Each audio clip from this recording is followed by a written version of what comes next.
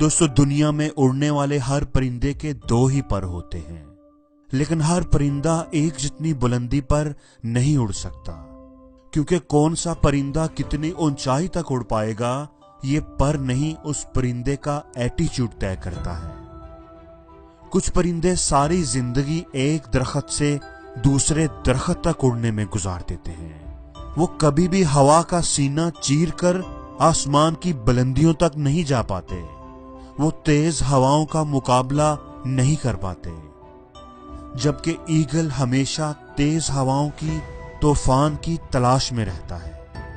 जब कभी तेज हवाएं चलना शुरू होती हैं, बादल इकट्ठे होने लगते हैं, तो ये एक्साइटेड हो जाता है। ये उस तूफान की तरफ ट्रैवल करता है जहां बाकी परिंदे तूफान से डरते हैं, अपनी जान बचाते हैं, घोंसलों में छुप जाते हैं।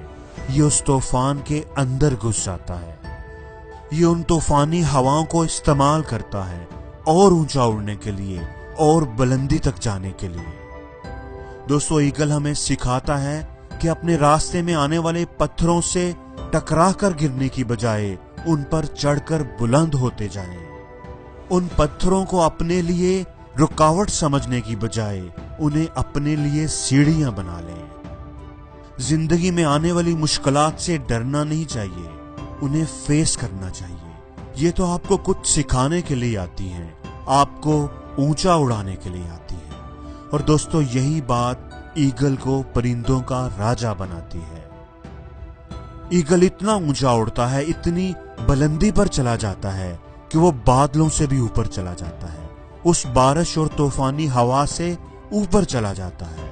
वो मुश्किल से बचने के लिए इतना बुलंद हो जाता है कि मुश्किल उस तक पहुंच ही नहीं पाती। दोस्तों, ईगल हमें सिखाता है कि जिंदगी में जो तूफान आते हैं, टफ टाइम्स आते हैं, जो तकलीफें आती हैं, आजमाइशें आती हैं, उनको वेलकम करना चाहिए, क्योंकि वो हमें मजबूत बनाने के लिए आती हैं। जिंदगी में आने वाले तूफानों की वजह से हम बुलंदियों पर जा सकते हैं। इसलिए अपनी जिंदगी में आने वाली मुश्किलात से छुपने की बजाय, उनसे बचने की बजाय उनका सामना करें। अपने आप को इतना मजबूत कर लें, इतना बुलंद कर लें कि जिंदगी की मुश्किलें और लोगों के मनफी रवैये आपका कुछ न बिगाड़ सकें। दोस्तों, एक ईगल की उम्र 70 साल के करीब होती है। बहुत कम लोग जानते हैं कि इतनी लंबी उम्र तक जिंदा रहने में भी एक राज है, एक सबक है जो ईगल हमें सिखा कर जाता है। दोस्तों, ईगल जब 40 साल का होता है तो उसकी चोंच टेढ़ी हो जाती है, पंजों के नाखून घिस जाते हैं, उसके पर इंतहाई भारी होकर उसके सीने के साथ लग जाते हैं, जिसकी वजह से उसे उड़ान भरने और शिकार करने में दुश्वारी का सामना करना पड़ता है। दोस्तों, अब ईगल के सामने दो ही रास्ते होते हैं, या तो वो भूखा मर जाए और या फिर अपने आप को बदलने के लिए एक तकलीफ दे मरहले से गुजरे। और ईगल मुश्किल रास्ता चूज करता है। वो एक ऊंची पहाड़ी पर चला जाता है और अपनी चोंच को पत्थरों पर मार मार कर तोड़ देता है और फिर इंतजार करता है नई चोंच के निकलने का। वो भूखा प्यासा रहता है। जब नई चोंच निकलती है तो ये उसके साथ अपने पंजों के घिसे हुए नाखून उखाड़ देता है।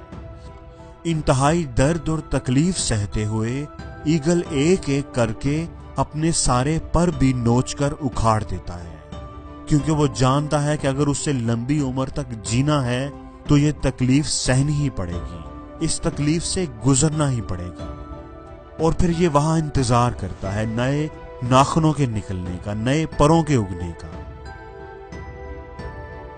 और इस तरह ईगल ये तकलीफ उठाने के बाद एक तरह से नया जन्म लेता है और मजीद 30 साल तक जिंदा रह पाता है। दोस्तों, ईगल हमें सिखाता है कि एक अच्छी और बेहतर जिंदगी गुजारने के लिए अपनी जिंदगी को बदलना बहुत जरूरी होता है, चाहे उसके लिए हमें कितनी भी जिद्दोजहद क्यों ना करनी पड़े।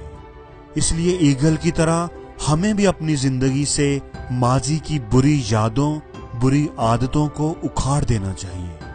हर उस चीज को जो हमारी तरक्की की राह में, एक बेहतर जिंदगी की राह में रुकावट है, बोझ है, اس کو اتار پھینکنا چاہیے۔ اپنے آپ کو بدل کر ہی ہم ایک بہتر زندگی گزار سکتے ہیں۔